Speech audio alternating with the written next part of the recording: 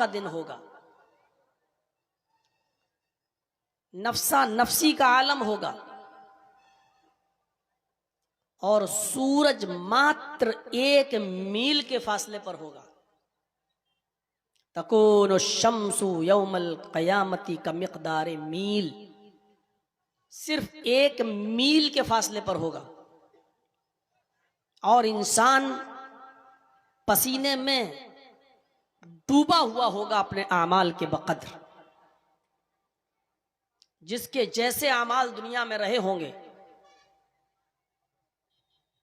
अगर कुछ बुरे अमल किए हैं तो कुछ लोग टखनों के बराबर पसीने में डूबे होंगे,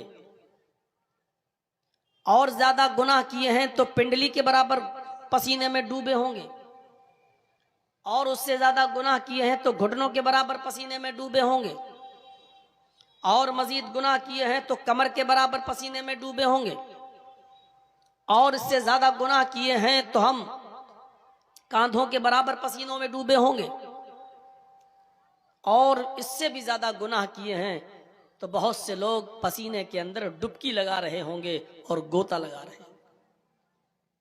ये ऐसा दिन होगा।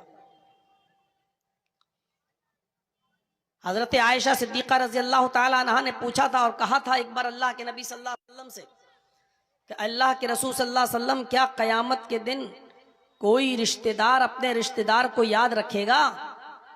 शौहर अपनी बीवी को याद रखेगा? बाप अपने बेटे को याद रखेगा? माँ अपनी बेटी को या भाई अपनी बहन को याद रखेगा? तो अल्लाह के नबी सल्लल्लाहु अलैहि वसल्लम ने फरमाया, इंदल मीज़ान, जहां तराजू रखी जाएगी नेकियां और बुराइयां तौलने के लिए, जब नेकियां और बुराइयां तौली जा रही होंगी उस वक्त कोई किसी को याद नहीं करेगा। हर इंसान को अपनी फिक्र होगी कि हम नेकियों में भारी हैं या नहीं, हमारे आमाल का पल्ला भारी है या नहीं, हम जन्नती हैं या नहीं। जब तराजू रखी जाएगी, नेकियां और बुराइयां तौली जाएंगी, तो उस वक्त कोई किसी को याद नहीं करेगा। सबको अपनी अपनी फिक्र होगी, अपनी अपनी टेंशन होगी सबको। एक तो इस मौके पर कोई किसी को याद नहीं करेगा, और फिर अल्लाह के नबी सल्लल्लाहु अलैहि वसल्लम फरमाते हैं पुल सरात पर कोई किसी को याद नहीं करेगा, किसी को किसी की फिक्र नहीं होगी, क्योंकि पुल सरात जहन्नम के ऊपर होगा और हर शख्स को पुल सरात के ऊपर से गुजरना होगा।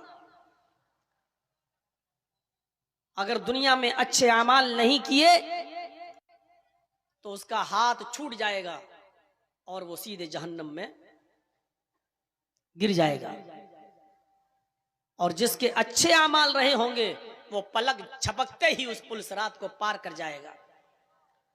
तो जिस वक्त पुल सरात पर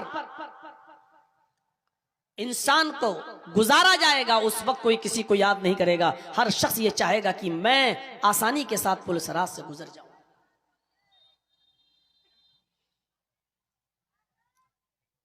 ये बड़ा अजीब मौका होगा। और इस कयामत के दिन, अभी जन्नत और जहन्नम का मामला छोड़ दीजिए, अभी हिसाब व किताब की बात छोड़ दीजिए, अभी कयामत के दिन कामयाब लोग कौन होंगे? और सूरज जो 1 मील के फासले पर होगा, जहां सोच तपिश होगी, 50,000 साल का एक दिन होगा, इस दिन में कौन लोग सुकून के साथ होंगे?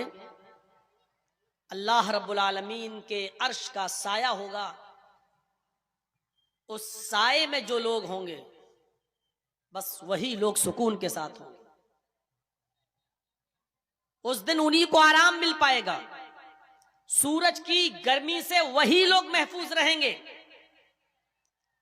और पसीने में वही लोग नहीं डूब रहे होंगे जिनको अल्लाह के अर्श का साया मिलेगा। अब अर्श का साया किसको मिलेगा? अर्श का साया किसको नसीब होगा? वही हदीस मैंने आपके सामने पढ़ी है, और आज यही 7 किस्म के लोग हम आपको बताएंगे जो अल्लाह के अर्श के साये में होंगे। और जितने भी मुसलमान यहां बैठे हैं और जहां तक मेरी आवाज जा रही है, मेरे भाइयों, हर मुसलमान ये गौर करे कि ये 7 किस्म की खूबियां हमारे अंदर पाई जा रही हैं या नहीं पाई जा रही। ये 7 खूबियां हमारे अंदर हैं या नहीं?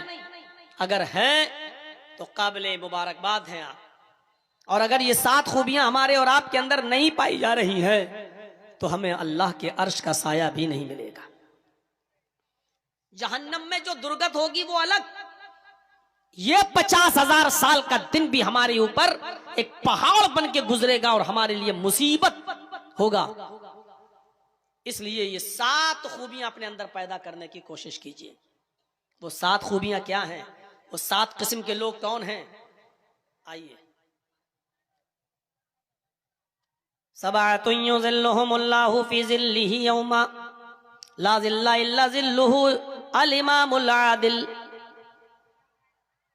7 किस्म के लोग अल्लाह के अर्श के साए में होंगे। यौमा ला ज़िल्ला इल्ला ज़िल्लुहु, उस दिन अल्लाह के अर्श के साए के अलावा कोई दूसरा साया नहीं होगा। 7 किस्म के लोगों को अल्लाह अपने अर्श के साए में पनाह देगा, जगह देगा। यौम ला ज़िल्ला इल्ला ज़िल्लुहु, उस दिन अर्श के साए के अलावा कोई साया ना होगा। अल इमामुल आदिल, अदलो इंसाफ करने वाला अमीर, अदलो इंसाफ करने वाला इमाम, अदलो इंसाफ करने वाला हुक्मरान, हाकिम वक्त। पहला शख्स। वशाबुन नशा फी इबादत रब्बी,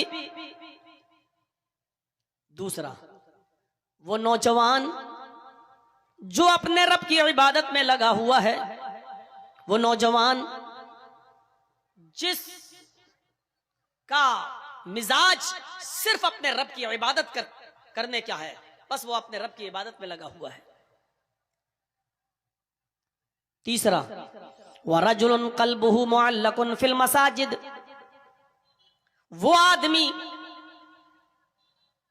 जिसका दिल मस्जिद की तरफ अटका हुआ है।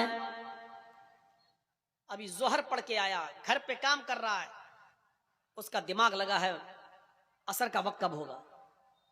असर पढ़ के निकला है, कुछ काम कर रहा है, बार बार घड़ी देख रहा है, बार बार आसमान की तरफ देख रहा है कि मगरिब का वक्त कब होगा। जिसका दिल मस्जिद की तरफ लगा हुआ है। 3,